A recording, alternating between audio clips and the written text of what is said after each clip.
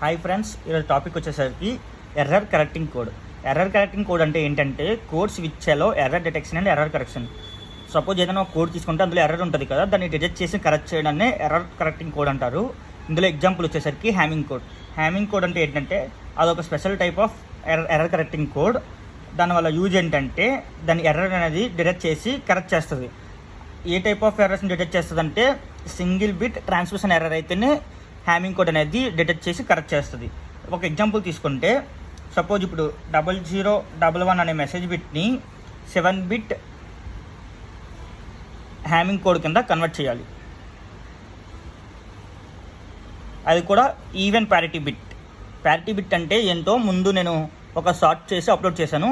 ఒకవేళ parity bit అంటే ఏంటో తెలియకపోతే ఆ షార్ట్ చూడండి. ఈవెన్ ప్యారిటీ బిట్ హ్యామింగ్ కోడ్ కింద కన్వర్ట్ చేయాలి.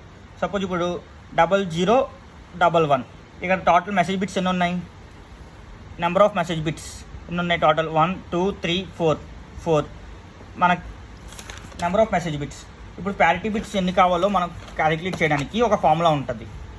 2p > m + p + 1. సపోజ్ ఇప్పుడు 2 ప్లేస్లో p ప్లేస్లో 1 తీసుకున్నాం అనుకోండి. 2p1 > number of message bits ఎన్ని 4 + 1 + 1 2 > 6. 6 కన్నా 2 పెద్దది కాదు కదా, సో ఈ కండిషన్ అనేది రాంగ్. ఇప్పుడు p ప్లేస్లో 2 తీసుకుంటే 2p2 > 4 + 2 + 1 4 > 7. ఇది కూడా ఫాల్సే. సో p ప్లేస్లో 3 తీసుకుందాం. 2p3 > 4 + 3 + 1 8 > 4 + 3 7 + 1 8 సో కండిషన్ అనేది ట్రూ అయ్యింది. సో p వాల్యూ ఎంత 3. here p value is equal to 3. Number of message bits m is equal to 4. Number of parity bits p is equal to 3.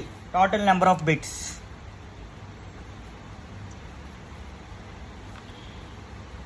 is equal to message bits plus parity bits. Message bits any 4, parity bits any 3. That is equal to 7. ఇప్పుడు total 7 కదా. 1 2 3 4 5 6 7. ఇప్పుడు parity bits places ఎలాగంటే 2p0 2p1 2p2. 2p0 value ఎంత 1, 2p1 value ఎంత 2, 2p2 value ఎంత 4. So 1 2 4 ప్లేసెస్లో parity bits వస్తాయి.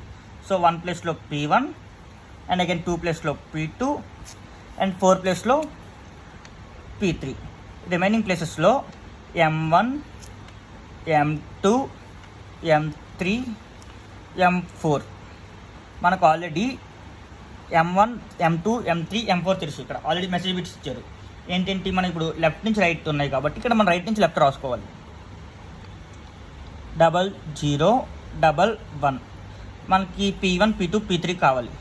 So మనం ఫార్ములా యూజ్ చేసి p1 p2 p3 formula find out చేయాలి.